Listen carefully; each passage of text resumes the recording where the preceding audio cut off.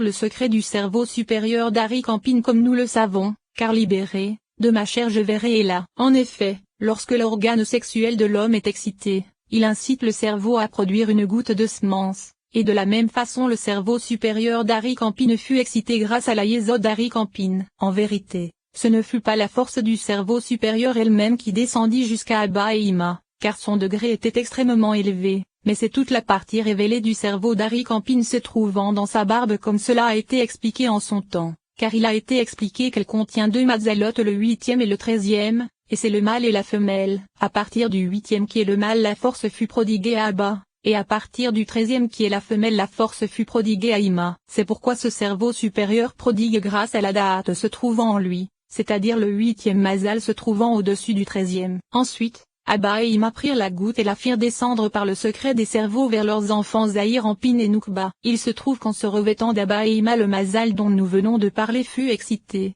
et Abba et Ima transmirent alors les cerveaux à leurs enfants. En vérité, tout ceci ne se produisit que par la force d'excitation de la yésode inférieure d'Ari Campin qui se revêtait de Zahir Ampin et Noukba. C'est le secret du fait que le sari n'ait pas de barbe, car c'est à partir de la force de yésode que la barbe supérieure est excitée comme cela a été indiqué. Quatrième paragraphe.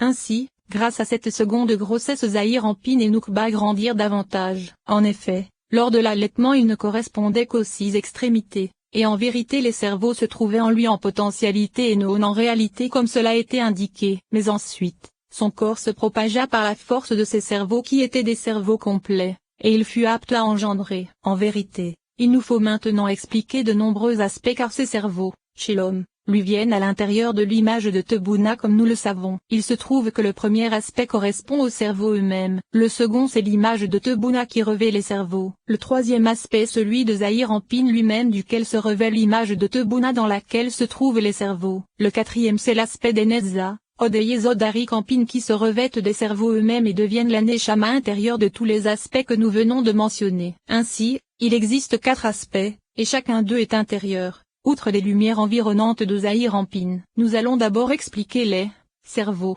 intérieurs et ensuite nous expliquerons le sujet des Netza, Od et Yesod de Tebuna. Le sujet en est que l'aspect des cerveaux intérieurs se revêt, de Tiferet, à l'intérieur des Netza, Od et Yesod de Tebuna car les autres parties supérieures de Tebuna sont les cerveaux environnants qui s'en revêtent comme cela a été indiqué. En vérité, ces cerveaux intérieurs se trouvent uniquement à l'intérieur des Netza, Od et Yesod de Tebuna. Nous allons donc les expliquer et nous dirons que les 3 axes sont Netza, Od et Yesod, et chaque axe contient 3 parties, sauf le central qui n'en contient que 2 qui sont Yesod et la couronne. Ainsi, l'axe droit de la Netza de Tebuna se revêtit avec ses 3 parties et devint la Neshama intérieure située à l'intérieur de l'axe droit de Zahir Ampin correspondant à ses Okma, Ezed et Netza. L'axe gauche de la Od de Tebuna se revêtit avec ses 3 parties et devint la Neshama intérieure située à l'intérieur de l'axe gauche de Zahir Ampin correspondant à ses Bina, Gebura et Od, et la Yesod ainsi que la couronne de Tebuna qui correspondent à l'axe central se revêtirent et devinrent la Neshama intérieure située à l'intérieur de l'axe central de Zahir Ampin correspondant à ses Da'at et Tiferet,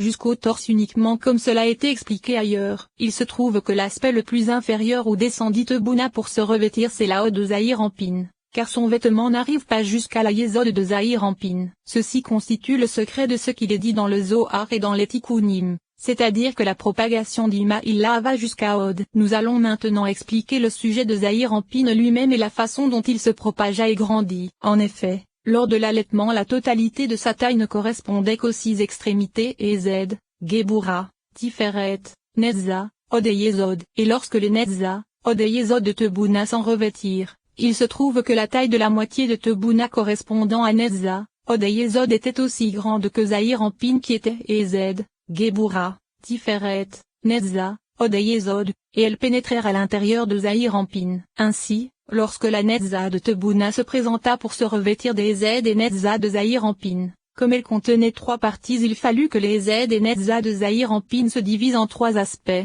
la partie supérieure devint Okma, la seconde Ezed, et la troisième Netza, et c'est d'elle que se revêtirent les 3 parties de la Netza de Tebuna. Il en fut de même pour la Od de Tebuna qui se revêtit des Gebura et Od de Zahir Ampin, c'est-à-dire que ces dernières se divisèrent en 3 aspects et devinrent les Bina, Gebura et Od de Zahir Ampin. En vérité, L'axe central de Zahir-en-Pin correspondant à Tiferet et Yesod n'eut pas besoin de se propager en trois aspects car Tebuna ne contenait également que deux parties, Yesod et la couronne. C'est pourquoi il ne se divisa pas en trois aspects mais seulement en deux. Cependant, ce qui changea c'est que la Tiferet de Zahir-en-Pin s'éleva et devint l'aspect de sa Da'at, alors que sa Yesod s'éleva et devint l'aspect de sa Tiferet, et c'est en leur sein que se revêtirent la Yesod et la couronne de Tebuna. Commentaire. Grâce à cela on comprendra ce qu'a expliqué le maître de mémoire béni dans le troisième paragraphe du chapitre sur la brisure des réceptacles à propos de Yesod et de son accouplement avec Léa. Étudie ce qu'il y est dit, car grâce à ce qui vient d'être présenté cela sera résolu. C'est également ce qu'a écrit le maître dans le second paragraphe du chapitre sur Rachel et Léa. Grâce à cela tu comprendras pourquoi Imaïla est appelée mesure, car elle mesure et fixe Zahir-en-Pin puisque lors de la propagation de sa partie supérieure à l'intérieur de Zahir-en-Pin elle devint une séphira complète, car bien qu'il s'agisse de l'axe de droite ou de l'axe de gauche de Zahir-en-Pin, il ne contenait que deux séphirotes qui en devinrent trois par la force des trois parties de la Neza ou de la Hod de Tebuna qui y pénétra. Il se trouve que la taille de cet emplacement dépendait d'elle et non de lui. Grâce à cela tu comprendras comment à partir des deux de Zahir-en-Pin il put y en avoir trois. Car jusqu'à l'endroit où pénétra la première partie de Tebuna apparut une séphira complète. Ceci est le sujet de la coudée qui est une mesure de toute tenture, grâce à la propagation en son sein. Et elle lui donne une mesure en disant, d'ici à là se trouvera Okma, d'ici à là se trouvera Ezed et Sotera. C'est le secret du verset, une même mesure pour toutes les tentures. Mais sa mesure ne se situe pas à l'extérieur, uniquement lors de son revêtement en lui comme cela a été indiqué. Ainsi, grâce à ce qui vient d'être dit on comprendra ce qu'il est dit dans la Parasha Mishpatim, Daf 122, la tête du roi est réparée par Ezed et Gebura, car il a déjà été expliqué le sujet de la réparation correspond à la diminution de la lumière et à son épaississement après son revêtement à l'intérieur d'un autre aspect. Ainsi, la tête du roi qui correspond au cerveau de Gadlut et de Zahir-en-Pin fut réparée et se revêtit des Ezed et Gebura de Zahir-en-Pin. Car à partir des parties supérieures des Ezed et Gebura de Zahir-en-Pin qui font partie des six extrémités grâce à la pénétration des deux parties supérieures des Neza et Hod de Tebuna, apparurent en lui les deux aspects de Okma et Bina, et c'est en elles que les cerveaux se revêtirent et furent réparés. Le sujet en est que c'est à partir de ces deux parties des Ezed et Gebura de Zahir-en-Pin qu'apparurent les espaces de son crâne qui sont les réceptacles recevant en leur sein les cerveaux appelés Okma et Bina, par l'intermédiaire des deux parties supérieures des Neza et Hod de Tebuna. Ainsi, c'est également à partir de la Tiferet de Zahir-en-Pin qu'apparut le troisième espace, le réceptacle recevant en son sein le cerveau de Da'at par l'intermédiaire de la Yesod de Tebuna. Ainsi, il aurait été approprié de dire que la tête du roi fut réparée par Ezed, Gebura et Tiferet. Cependant, cela signifie qu'il s'agit de l'ensemble de Ezed et Gebura car elle arbitre entre les deux par le secret de Shameim, et Shemaim. Il se trouve que lorsqu'il est dit Ezed et Gebura, Tiferet est comprise en elle. Étudie ce qu'il est dit plus haut, car la Yesod d'Ima dans laquelle se trouve Da'at se revêtit de la Tiferet de Zahir-en-Pin, mais elle n'est pas exactement comme la Yesod du mal car elle est uniquement l'espace d'un réceptacle dans lequel pénétra la Yesod du mal comme nous le savons et comme cela sera expliqué ultérieurement avec l'aide de Dieu. Et en elle ne se trouve aucune consistance, c'est pourquoi il n'est question que de Okma et Bina qui se revêtent de Ezed et Gebura. Ce qui n'est pas le cas de la Yesod dans laquelle se trouve Da'at. En vérité, la dénomination tête du roi se réfère à ses cerveaux et non aux réceptacles que sont les deux parties supérieures de Ezed et Gebura qui devinrent deux espaces dans le crâne comme cela a été indiqué. Le sens en est que Zahir-en-Pin ne possède pas lui-même de tête car il n'est que les six extrémités. C'est pourquoi il est désigné par le veau du saint nom. De même, la tête du veau se trouvant dans le haie supérieur qui ne possède pas de sommet correspond à l'aspect de ses cerveaux. Car les trois espaces proviennent des six extrémités qui grandirent, mais toute son essence ne correspond qu'aux six extrémités. Comprends bien que Zahir-en-Pin possède que les six extrémités, c'est pourquoi il est désigné par le veau du tétragramme comme cela a été indiqué ailleurs. Ainsi, nous avons expliqué la propagation de Zahir-en-Pin ainsi que celle de Tebuna en son sein. En vérité, il faut encore expliquer le sujet de la Yesod de Zahir-en-Pin ainsi que son origine. En effet, sa Yesod s'éleva et devint l'aspect de Tiferet pour Zahir-en-Pin. Et il ne possédait alors plus de Yesod. Et en ce qui concerne la propagation de Tebuna qui fit grandir Zahir-en-Pin et lui donna une mesure, elle ne contenait aucune propagation permettant de réparer la Yesod de Zahir-en-Pin car la propagation de Tebuna n'allait que jusqu'à sa Hod comme cela a été indiqué. En vérité, Ceci sera expliqué ultérieurement après avoir expliqué le sujet des cerveaux eux-mêmes. Souviens-toi également du revêtement d'Attique, car c'est à partir de sa yésod qu'apparut la Keter de Zahir-Anpin, et il en est de même pour les autres aspects se trouvant là. Commentaire. Il faut étudier le fait que la yésod Attique n'atteint que le torse d'Arik-Anpin, et au-dessous se trouve le diaphragme, jusqu'au nombril, et c'est à partir du nombril que Zahir-Anpin commence à revêtir Arik-Anpin. 5e paragraphe.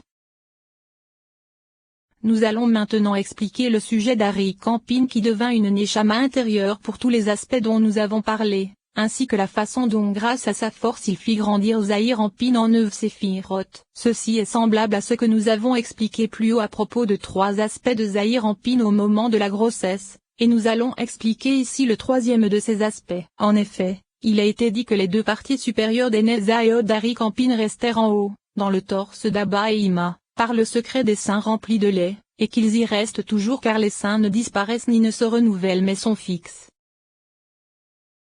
Commentaire. Ceci demande à être étudié car dans le premier paragraphe du 17e chapitre, le chapitre sur Zahir-Anpin, il est écrit que l'ordre de revêtement des Nezaïod d'Arik-Anpin dans Zahir-Anpin se fit de la même façon que le revêtement des Nezaïod et Yésod d'Abba et Ima à l'intérieur des 9 séphiroth de Zahir-Anpin, et qu'il n'y a là aucune différence. Ceci demande donc à être étudié. Ensuite, j'ai trouvé dans le Sefer Mevo Sharim qu'il s'agit de 2 versions différentes, mais il en existe également une 3e, c'est-à-dire que Nezaïod et Yésod d'Arik-Anpin se seraient uniquement revêtus des Keter, Okma et Bina de Zahir-Anpin, et ne se seraient pas propagés. En vérité, à partir de la partie centrale de la Nezaïod d'Arik-Anpin apparurent 2 aspects dans Zahir-Anpin, c'est-à-dire les Z et Nezaïod de Zahir-Anpin. À partir de la partie centrale de Hod apparurent les Geburayod de Zahir-Anpin. À partir de la partie inférieure de la Nezaïod d'Arik-Anpin apparurent les Tiferet et Yésod de Zahir-Anpin. Et à partir de la partie inférieure de la Hod d'Arik-Anpin apparut tout l'édifice de Malkout en un parsouf complet appelé Nukba de Zahir-Anpin. Il se trouve que le torse de Zahir-Anpin qui correspond à ces Tiferet et Yésod se trouvait dans la Nezaïod d'Arik-Anpin, et Nukba dans la Hod d'Arik-Anpin. C'est le sens du fait que le Zohar dise à propos de Zahir-Anpin et Nukba lors de la prière des jours ordinaires que l'un se trouve dans Netza et l'autre dans Zod. Et c'est de qu'il est dit dans l'Hydra, Daf 132, 3 ruot sont contenues dans 3. C'est-à-dire que parmi les 3 parties des Netza et Hod d'Arik-Anpin, 2 proviennent de Netza et une de Hod, car c'est à partir de là que les 6 extrémités de Zahir-Anpin vinrent à l'existence. Et c'est à partir de la 4e partie inférieure, celle de la Hod d'Arik-Anpin qui est le 4e rouak les contenant tous comme le dit le verset esprit, vient des 4 vents, que Malkout vint à l'existence. C'est pourquoi au temps du Messie qui correspond à Malkout car c'est de là que viendra le roi Messie, le 4e rouak s'éveillera et grâce à lui on obtiendra et on comprendra la sagesse, car la lumière de la lune s'élèvera alors, comme nous le savons. C'est pourquoi lorsque ce 4e rouak s'éveillera le roi Messie viendra. Ainsi, c'est à partir de la moitié de la Tiferet d'Arik-Anpin que la Okma de Zahir-Anpin vint à l'existence en lui. C'est à partir de la Yésod d'Arik-Anpin que la Bina de Zahir-Anpin apparut en lui, et la Yésod d'Arik-Anpin devint une Neshama pour lui. Or lorsque cet aspect de la Yésod d'Arik-Anpin se revêtit de la Bina de Zahir-Anpin, il fut appelé tour flottant dans l'air. Le sujet en est que la racine de Yésod et son point d'attache se situent au milieu des 4 parties supérieures de Netza et Hod. Or elle se situe en haut, dans le torse d'Abba et Ima. Et Yésod descendit dans la Bina de Zahir-Anpin. En vérité, elle ne descendit pas jusqu'en bas, au milieu des 2 parties centrales, mais elle resta suspendue dans la Bina de Zahir-Anpin qui se situait au-dessous des 2 parties supérieures mais au-dessus des 2 parties centrales. C'est cela qui est appelé tour flottant dans l'air, car Yésod est appelé tour comme le dit l'expression tour forte, et elle flotte là, au milieu, par la force de la clarté qui descend vers elle depuis les 2 parties supérieures qui la supportent et la propagent afin qu'elle ne tombe pas au milieu des 2 parties centrales. En vérité, elle ne repose pas avec elle mais flotte seulement au milieu, ni au-dessus ni au-dessous. Et ceci correspond à, les lois concernant l'annulation des vœux flottent dans l'air et n'ont rien sur quoi se baser, car elle ne repose pas sur eux. En vérité, elle flotte dans l'air grâce à la force qui se propage vers elle. Et ce qui est appelé air c'est justement cette force qui se propage et qui n'est qu'air et clarté, sans matière comme support. Et lorsqu'il est dit les lois concernant l'annulation des vœux flotte et se Torah, cela se réfère à l'aspect de la Bina de Zahir-Anpin car elle est semblable à la Yésod d'Arik-Anpin qui se revêt d'elle, et elle flotte dans l'air tout comme elle. Car nous savons que Bina est appelée vœu mais également tour flottant dans l'air. En vérité, La date de Zahir Ampine apparut à partir de deux parties inférieures des aides et Gebura d'Arik Ampine qui sont les épaules d'Arik Ampine et ne se revêtent donc pas d'aba et ima comme cela a été indiqué. Mais nous prolongerons